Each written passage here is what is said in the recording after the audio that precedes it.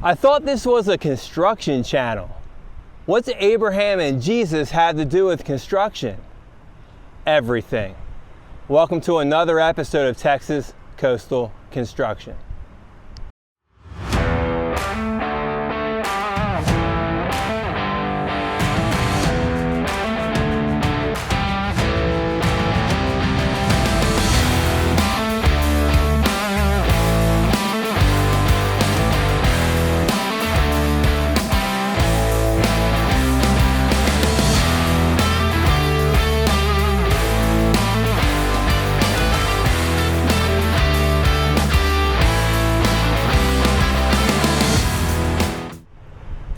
My name is Jason. I'm the owner of Sella Builders LLC.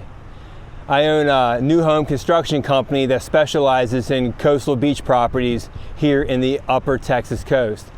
For those of you, since it's a different style video, this might reach a different viewer from those that have been following my journey on step-by-step how to build a custom beach home with a finished floor of over 23 foot above sea level.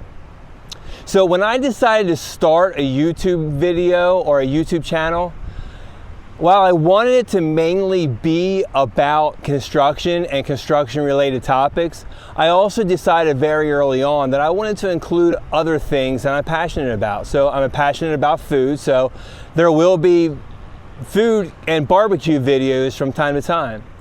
I'm passionate about fishing, especially offshore fishing. So there will be videos documenting some fishing trips. But another thing that I'm very passionate about is my faith.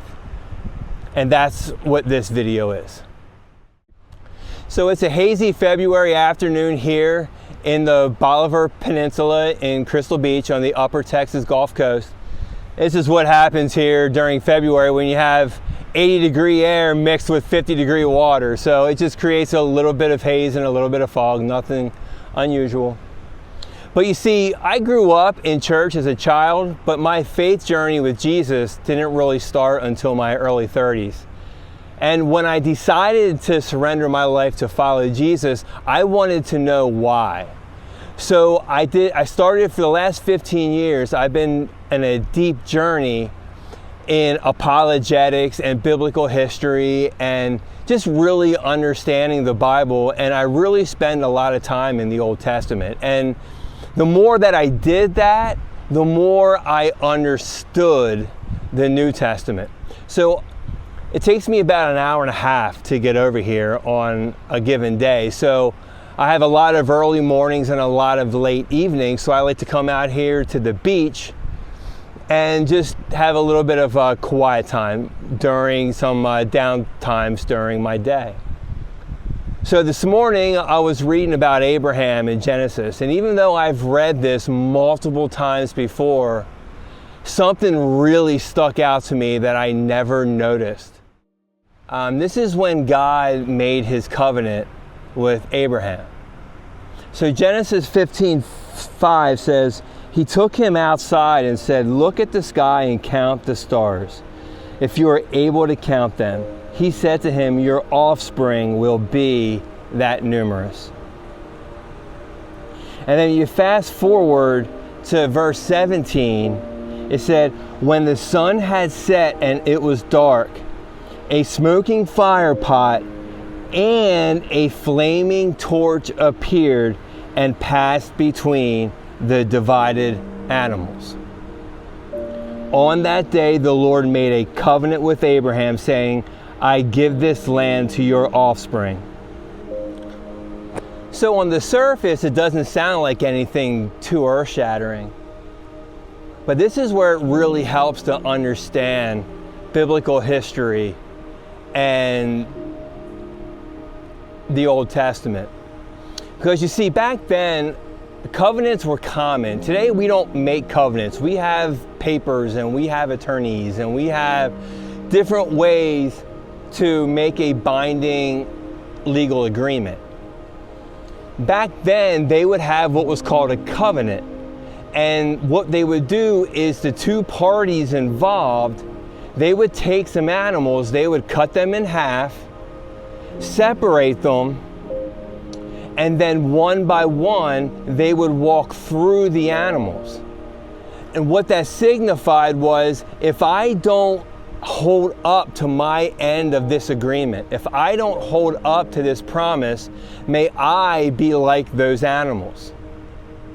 That's how important a covenant was.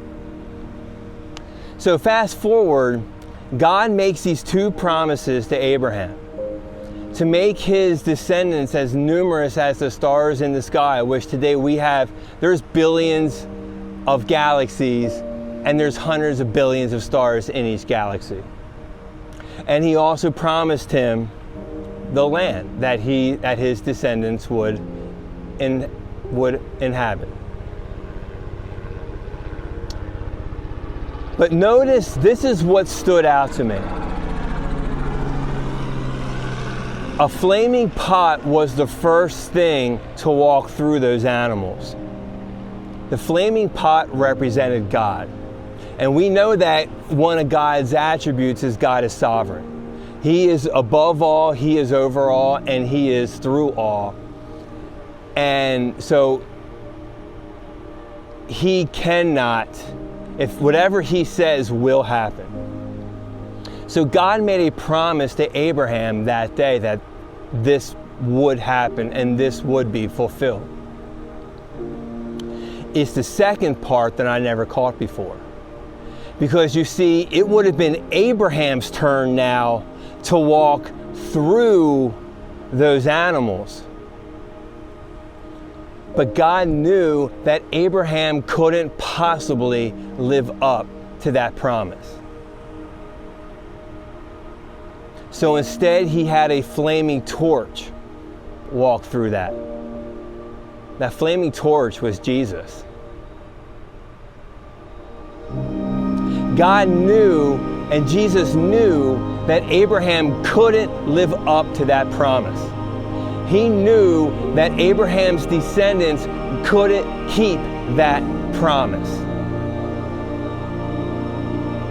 So Jesus took the place of Abraham and he walked through those dead animals, knowing full well what that meant.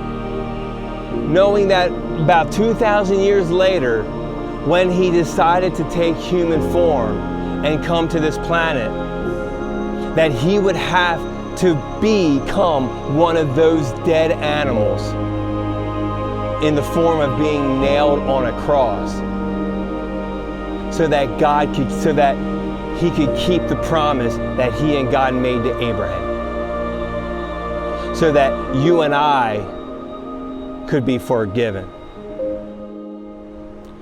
So I was just sitting out here on this warm but hazy February afternoon and just pondering that, and just knowing that before our elections and before the United States and before the Roman Empire and all the crazy stuff that's happening in the world, before the cross, before the resurrection, before Moses and before the Exodus, before all these things that we read about and ponder about and talk about and discuss their accuracy or whatever else, God had a plan for all of it long, long, long ago. And we know that He's sovereign. So no matter what circumstance we're in, no matter what curveball life throws at us, God's above all of it. Jesus is above all of it.